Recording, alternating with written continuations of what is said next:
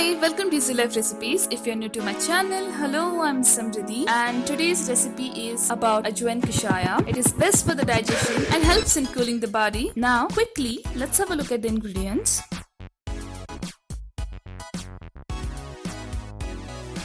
Okay then, let's move ahead with the preparation. Firstly, take a pan, pour water to it, add jeera powder,